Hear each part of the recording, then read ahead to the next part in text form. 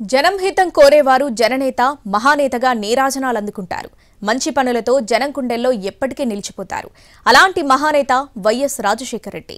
జనం గుండెల్లో ఎప్పటికీ చెరగని స్థానం వైఎస్ది. ఆరోగ్యశ్రీతో పేద ప్రజలకు కార్పొరేట్ వైద్యాన్ని అందించారు. సరస్వతి పుత్రులకు ఫీజు రియంబర్స్మెంట్ కల్పించిన ఘనత వైఎస్ఆర్కు దక్కింది. అలాంటి మహానేత 75వ జయంతి వేడుకలు అట్టహాసంగా నిర్వహించేందుకు ఏపీలో భారీగా ఏర్పాట్లు జరిగాయి. ఇవాళ జననేత దివంగత ముఖ్యమంత్రి వైఎస్ రాజశేఖర రెడ్డి 75వ జయంతి.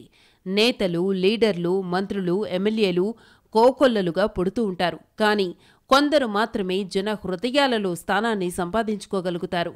వైఎస్ఆర్ది మరిచిపోలేని స్థానం, నిత్యం గుర్తు చేసుకునే వ్యక్తిత్వం. అన్నిటికీ మించి పాలనలో ప్రజా సంక్షేమం. నిరుపేద ముస్లిం యువతకు విద్యా ఉద్యోగ అవకాశాల్లో ప్రత్యేక రిజర్వేషన్లు ఆయన తీసుకున్న విప్లవాత్మక నిర్ణయం. పండుటాకులకు పింఛనిచ్చి వారి ఆకలి తీర్చారు. తినే అన్నం మెతుకుల్లో ఆయన కట్టించిన ఇందిరమ్మ ఇళ్లల్లోనూ తమకు పునర్జన్మను ప్రసాదించిన వైఎస్ఆర్ను ఎప్పటికీ తలుచుకుంటారు లబ్ధిదారులు.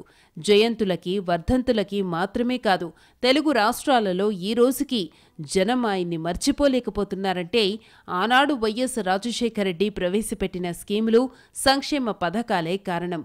ఆర్థికవేత్తలు, బ్యాంకులు, విశ్లేషకులు వీళ్లందరి హెచ్చరికలు కాదని, భారత్ లాంటి దేశాల్లో ప్రజా సంక్షేమ పథకాలు లేకుండా పేదరిక నిర్మూలన జరగదని బలంగా విశ్వసించారు. చిత్తశుద్ధితో వాటిని అమలు చేసిన మహానేత వైఎస్. అందుకే ఈ రోజుకి ఆయన్ని స్మరించుకుంటున్నారు. అంతేకాదు, తెలుగు రాష్ట్రాలలో చాలామంది జనం వైఎస్ స్కీములతో లబ్ధిని పొందారు. ఉచిత విద్యుత్, ఆరోగ్యశ్రీ, ఇరిగేషన్ ప్రాజెక్టులు, వృద్ధాప్య పింఛన్లు, ఫీజు రియంబర్స్మెంట్, 108, 104 ఇలా ఎన్నో పథకాలు ఏళ్లు గడిచినా కొనసాగుతున్నాయి. అంతేకాదు, ఆ తరువాత వచ్చిన ప్రభుత్వాలు కూడా వైఎస్ పథకాలను కొనసాగించక తప్పని పరిస్థితి. వాటి పేర్లు మార్చైనా సరే అమలు చెయ్యాల్సిందే, అనుసరించాల్సిందే. సంక్షేమంపై వైఎస్ ముద్ర అంతగా ఉంది.